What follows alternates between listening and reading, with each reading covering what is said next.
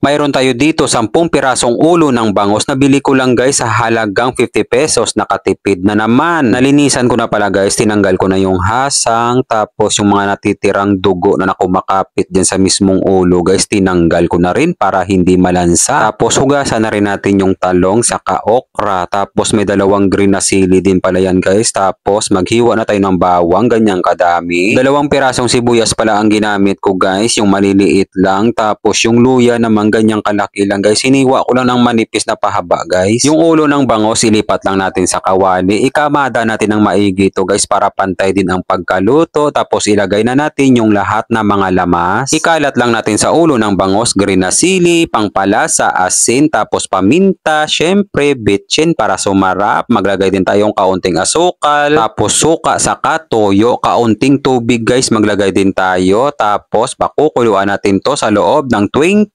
minutes. Maraming salamat nga pala sa ating mga followers sa palagi nyong panonood. Ingat po kayo palagi dyan kung saang lugar man kayo. Pagkalipas ng 20 minutes guys, baliktarin natin yung ulo ng bangus guys para pantay ang pagkaluto guys, para pantay din yung sarap niya. Saka natin ulit pakukuluan sa loob ng 5 minuto para walang kalansa-lansa talaga guys. Lutong-luto talaga yung ulo ng bangus. Saka natin tikman guys. Bilisan na natin guys, hindi na ako makapaghantay.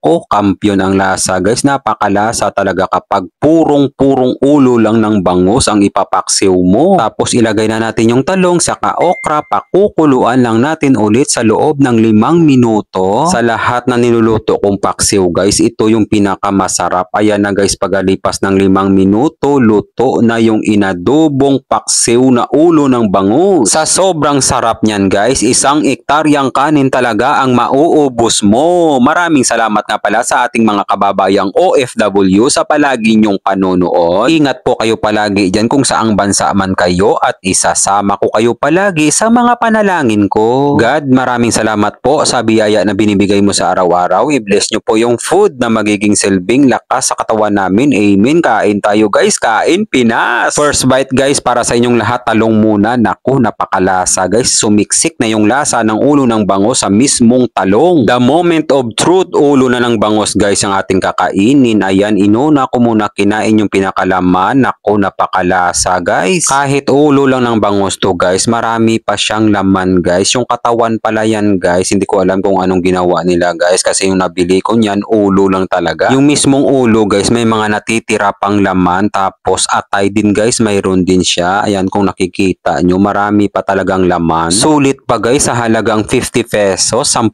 pirasong ulo ng bangus. Panalo dahil yung pinakasabaw nito guys, ulam na. Napakalasa niya guys, lalo na kapag sinabaw mo sa bahaw na kanin. Mapaparami ka ng kanin talaga guys. Kahit yung mga masisilan sa pagkain, mapili sa ulam, pag natikman nila to guys, magugustuhan talaga nila to. Iba talaga ang lasa guys kapag puro ulo lang ng bangus. Napakalasa niya guys, magugustuhan talaga ng buong pamilya nyo to. Try nyo to guys ha. Nako, hindi kayo magsisisi. Kung wala kayong mabiling ulo ng bangus guys, bumili na lang kayo ng buong bangus, tapos yung katawan itapon nyo, ulo lang lutuin nyo. Para ma-experience nyo din kung gaano kasarap ang kinakain ko ngayon na paksiw ng ulo ng bangus.